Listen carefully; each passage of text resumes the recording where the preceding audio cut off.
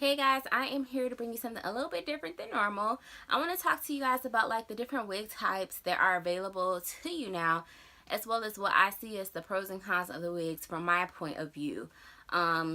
Because for me, when I first started wearing wigs, I really didn't know anything about wigs, and like I watched a lot of bomb videos about like all these wigs that, different YouTubers were trying and how they made them look so natural, and I was like, dang, I don't even know where to really start.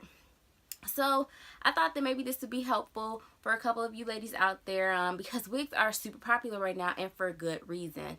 So the different wig types that I know of are, there are lace front wigs, full cap wigs, half wigs, full lace wigs, full cap wigs with lace parts, lace fronts with just a lace edge, so it's just 1 inch or two of lace, and then there's no parting space.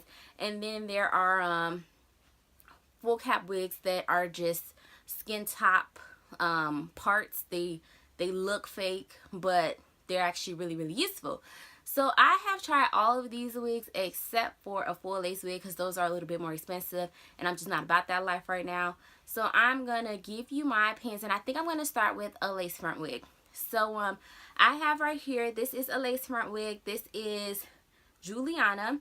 So if you look inside the cap, you'll see that it has a lace part as well as this lace edge. So what happens with this, when you get this wig, there is more lace edge. Usually it's a couple inches that you cut off. You cut it as close to the hairline as possible. And why you do this is so that you will be able to blend it seamlessly with your skin. So one of the great things about lace front is that it is the closest thing to like a full lace wig without the same cost. So what I like about it is you are able to customize the hairline depending on how much lace you have. You usually get like about 2 inches of lace in there, so you can pluck the hairline to make it look really natural. But if it's like one of your first wigs, you probably don't want to do that, and that's cool because most of them do come with some kind of pre-plucked hairline that is usually decent. And then the other great thing is that with the lace, it lays really flat. So when you have the lace front, it lays flat to your head, so it looks a lot more natural versus with the other different types of wigs. And you don't have to do anything to really try and blend your hair in. You don't even have to have a single baby hair out. You are able to put up all of your hair with this wig. So I think that's really great.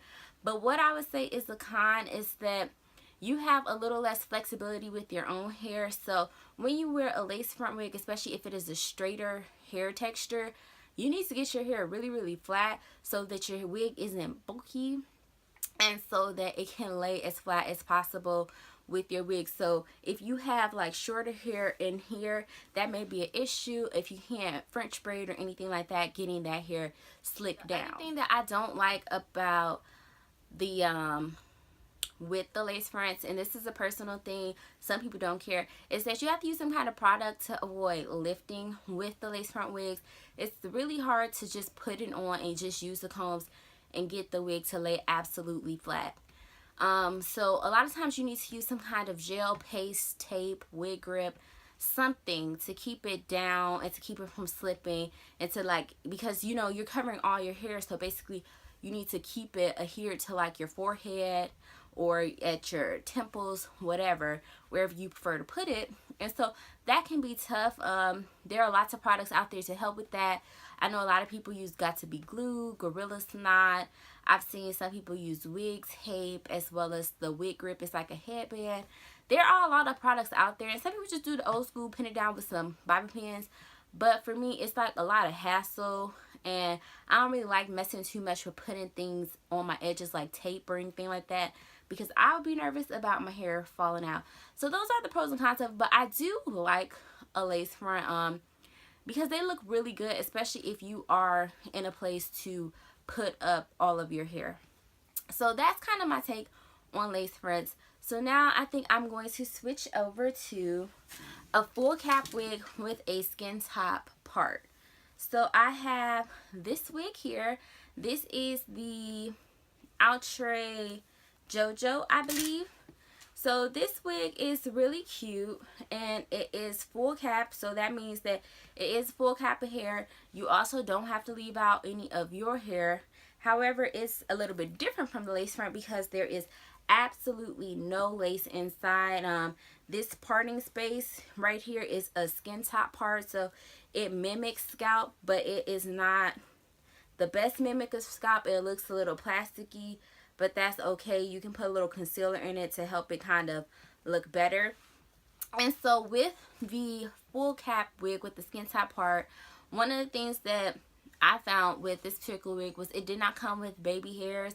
So you are kind of left in a lurch as far as having to blend in your own hair with it. But one of the pros to it is that it doesn't come with baby hairs or the lace, which means that blending lace to make it look natural and not look gritty, it can be tough.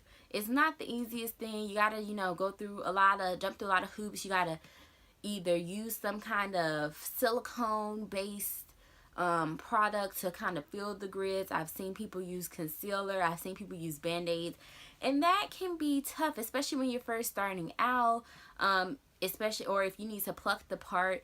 It is a little bit hard on lace because you do have to be careful not to ruin your lace.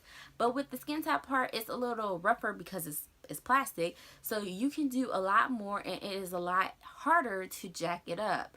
So that is a really big pro to it. Another thing about this wig that I did like was that even though it doesn't have lace on it, it does still come all the way down, and you can create your own baby hairs on the wigs. You just take like a very small section in the front and you just clip it shorter so it can be kind of smoothed down and tucked behind your ear or something to help it look more natural. And then the second thing that's good about it not having lace is that sometimes if you get a wig with really cheap lace, the lace can be itchy and scratchy, and for some people that rubs out their edges or it gives them like skin irritation. So that's something to think about with sensitive skin as well. But as far as the cap, the full cap wig, it's still, I would say it's still a really great option for concealing all of your hair. It does have the same con of if you have a like shorter hair or really big hair and you decide last minute you want to throw in a wig, you still have to get that hair really flat to get it under here. But that is the con for all straight wigs. With curly wigs you can hide a lot more, so I guess that's like a generic con in a sense for every wig. But with this full cap, especially because you don't have any hair out, you have to do something to get that hair flat. But I do think that this is a pretty good alternative to the lace front, especially because with the full cap wigs it is cheaper than the lace front wig, which is something to think about, because when you get your first wig you don't want to get something really expensive and then just to find out you don't even like wearing wigs in general. So full cap wigs are a lot less expensive than lace wigs because you have to pay premium for the lace, especially because lace is, so wigs are made up basically of a bunch of tracks, but when you have lace parting on a wig, that means that that's hand tied, so it's more labor, which is why the price increases. So full cap wigs are a great alternative, which give you pretty much the same look for the most part, maybe not as seamless and natural as lace front, but with some work you can kind of accomplish that.